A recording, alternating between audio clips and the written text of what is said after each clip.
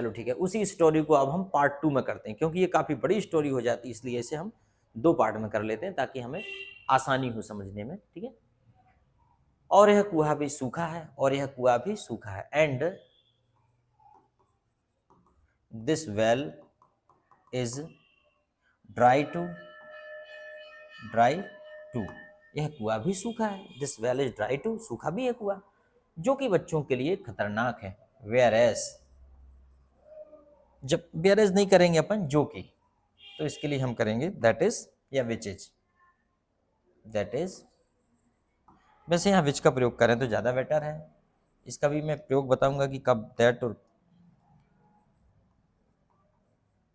Which is danger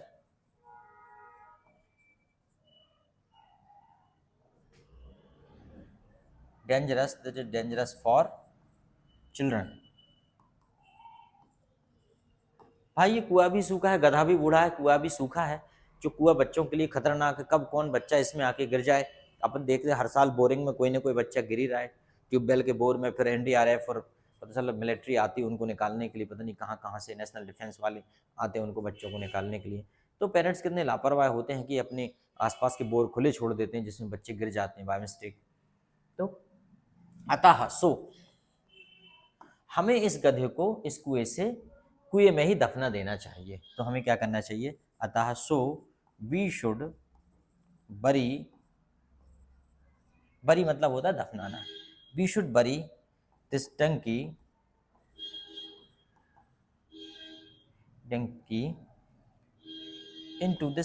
in this well, इस कुएं में ही, इन दिस वेल हमें इस कुएं में ही दफना देना, in this well we should bury this donkey in this well, इस कुएं में ही दफना देना चाहिए। गधे ने सोचा, गधा भी सोचता है, डंकी थॉट, गधे ने सोचा, लाइक पहले तो उसे बचने की उम्मीद थी, पहले को क्या बोलेंगे, earlier, he had hope to save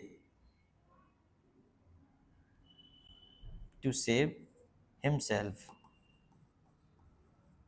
मतलब पहले तो उसे खुद के बचने की उम्मीद थी, टू सेव, बट अब उसके बचाने वाले ही उसे को मारना चाहते हैं, तो क्या हो जाएगा, but his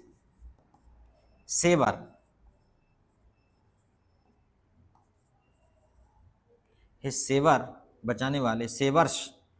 want to kill him, मतलब जो सेवर कौन हो जाएगा, बचाने वाले, और उसे मारना चाहते हैं, want to kill him, his savers want to kill him, उसको मारना चाहते हैं। गधे ने चिल्लाना बंद कर दिया, डंकी स्टॉप्ड क्राइंग, मतलब चीखना चिल्लाना, या डंकी स्टॉप्ड मेकिंग नॉइस, उसने शोर मचाना बंद कर दिया, चिल्लाना बंद कर दिया, और चुपचाप खड़ा रहा, एंड खड़ा रहा, स्टूड खड़ा रहा, तो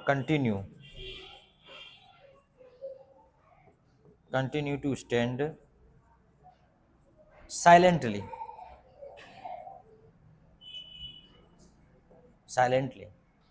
गांव वालों ने धीरे धीरे कुएं में मिट्टी डालना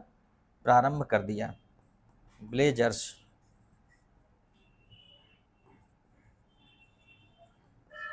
began to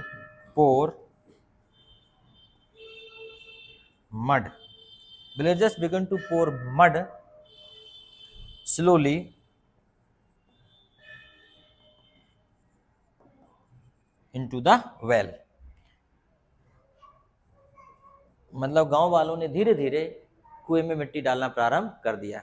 villagers began to pour mud slowly into the well, mud मतलब मिट्टी बोल सकते हैं, सोइल भी बोल सकते हैं, मिट्टी सोइल, ठीक है,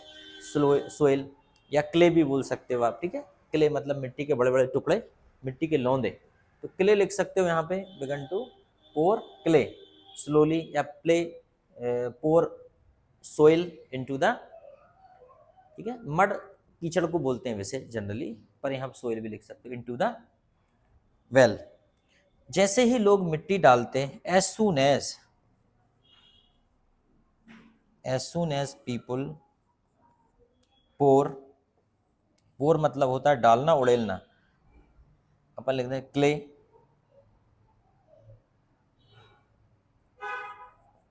क्ले, जैसे ही लोग मिट्टी डालते, गधा झटका मारता, Dunki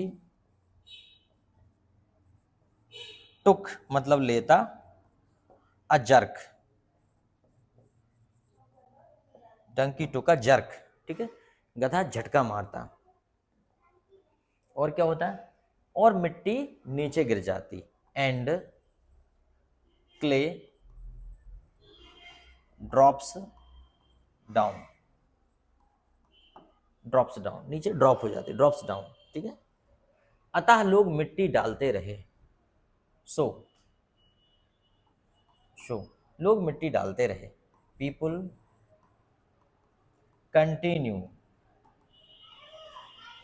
people continue to pour clay, लोग मिट्टी डालते रहे, गधा ऊपर आता गया, and donkey continue to come out, गधा ऊपर आता गया, जैसे ही गधे को लगा, as soon as donkey realized,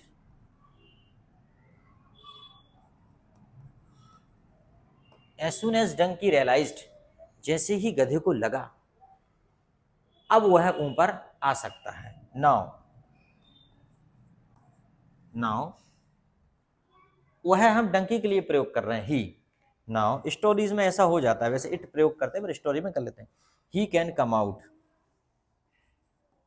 अब वह ऊपर आ सकता है, ही कैन कम आउट, उसने एक छलांग लगाई, ही जंप्ड, वह कूदा, ही जंप्ड, और ऊपर आ गया, एंड केम आउट, और बाहर आ गया, ऊपर आ गया, केम अप या केम आउट, बाहर आ गया, केम आउट। अब गधे ने उस किसान की ओर देखा, नाउ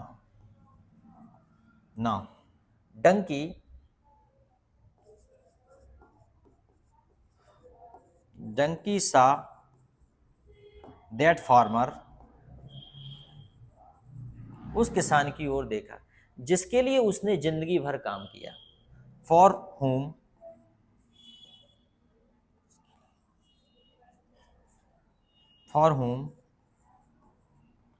whom he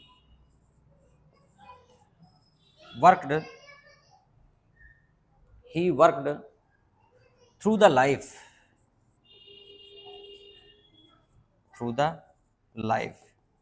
जिसके लिए उसने पूरी जिंदगी काम किया,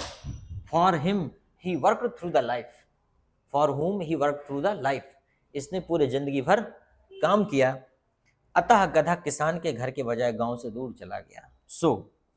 अतः इंस्टेड मतलब की बजाय, instead of farmer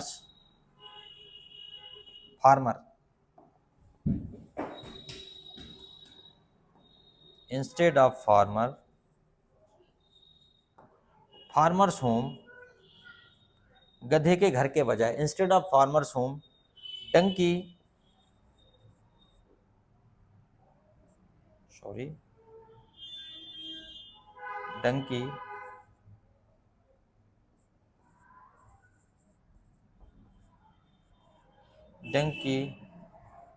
bent away, दूर चला गया, went away from the village, गधा दूर चला गया, अपने गांव छोड़ के चला गया, अब वो किसान के घर नहीं गया और अब वो गांव छोड़कर दूर चला गया। इस कहानी से हमें यह शिक्षा मिलती है, be learn by this story, इस कहानी से हम ये सीखते हैं कि मुश्किल में हमारे अपने, कि that in difficult, in difficult time, मुश्किल में हमारे अपने भी साथ छोड़ देते हैं। Our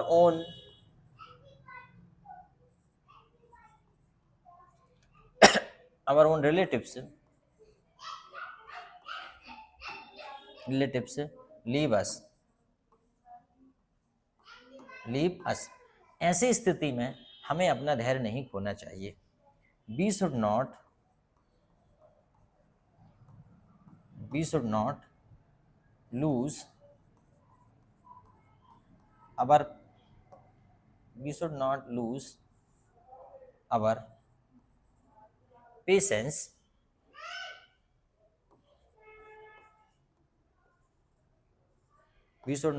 patience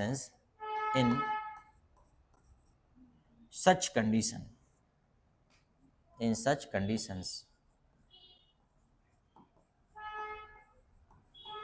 We should not lose our patience in such conditions. और साहस के साथ समाधान ढूंढना चाहिए। And find solution with confidence. तो कई बार क्या ऐसी स्थिति हमारे साथ भी बन जाती है कि एक तो हमारे ऊपर मुसीबत का पहाड़ टूट जाता है, ऊपर से हमारे जो बचाने वाले या हमारे जिनसे हमें उम्मीद होती है वो और हमारी कठिन परीक्षा ले लेते हैं। वो और सोचते हैं कि अब ये तो काम का है ही नहीं, एक काम करो इसे निपटाई दो। तो गधे से ये सीखने मिलता है कि हमें ऐसी परिस्थिति में समाधान ढूंढना चाहिए। रोने गाने से चिल्लाने से बेटर है कि हम समस्या में भी समाधान खोजें। तो कहानी कैसी लगी? अच्छी लगी होगी तो बताइए, ताकि हम और भी आपके लिए इस प्रकार की कहानी ला सकें। Thank you very much.